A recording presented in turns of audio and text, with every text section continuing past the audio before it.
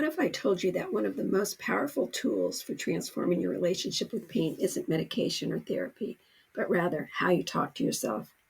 Today, we're exploring how self compassion can transform your experience of pain through the stories of three remarkable individuals who discovered this truth for themselves.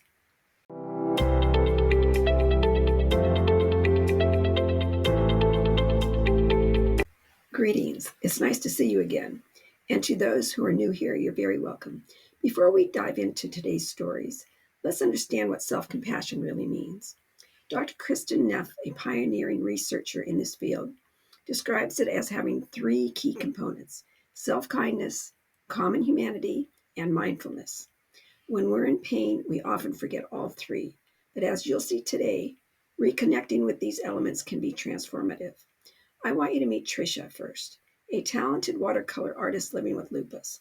For years, she would push through debilitating joint pain to finish her paintings, berating herself when she couldn't meet her own expectations. She used to tell herself she was lazy and she wasn't trying hard enough. Does that sound familiar? Research from the University of Washington shows that negative self-talk actually amplifies pain signals in the brain. When we judge ourselves harshly, we're essentially turning up the volume on our pain. But here's where things get interesting. Let me introduce you to Dina, a criminal defense attorney managing trigeminal neuralgia. And that's described by many as feeling like intense electrical shocks shooting through the face. Dina discovered that treating herself with the same kindness she shows her clients made a measurable difference. I started practicing what I call pain permission, she explains. Instead of fighting against my bad days, I learned to say, this is hard and it's okay to rest. This pain is real and I'm doing the best I can.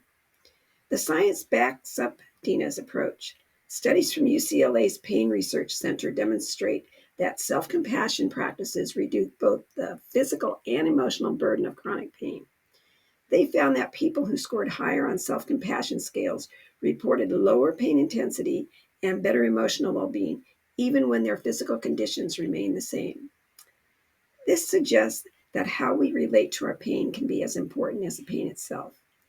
Now let's learn something from Sophie, a busy mom of 3 young children who's been dealing with complications from a failed knee surgery for the past 3 years. She developed 3 powerful strategies that you can start using today.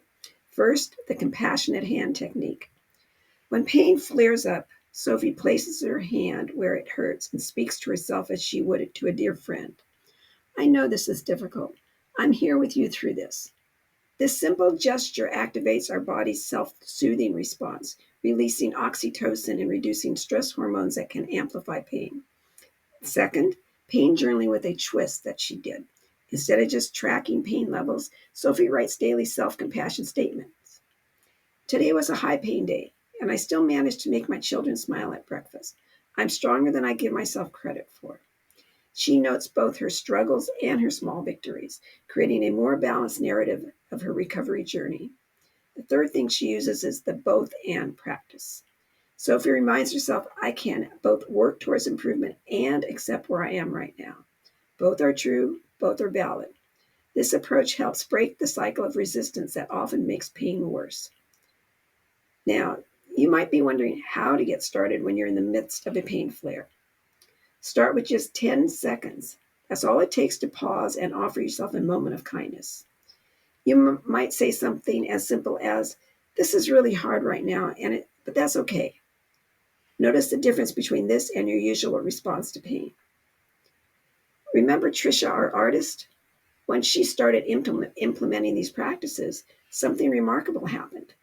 Not only did she report lower pain scores, but she began creating some of her best work, not despite her limitations, but because she finally gave herself permission to work differently.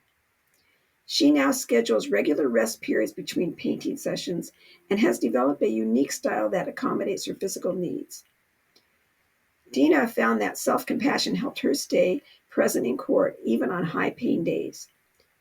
When I stopped fighting myself, she says, I had more energy to fight for my clients. She's since started a support group for other professionals dealing with chronic pain, spreading the message that self-compassion isn't self-indulgent, it's self-wisdom. The journey to self-compassion isn't about giving up or giving in. It's about creating a gentle space where healing becomes possible. As Sophie puts it, being kind to myself didn't make the pain disappear, but it made living with it so much more manageable. So I invite you to try this approach for yourself. Start small. The next time pain flares up, instead of pushing it away or criticizing yourself, simply acknowledge, this is a moment of suffering and I deserve kindness right now. Remember, you're not alone on this journey.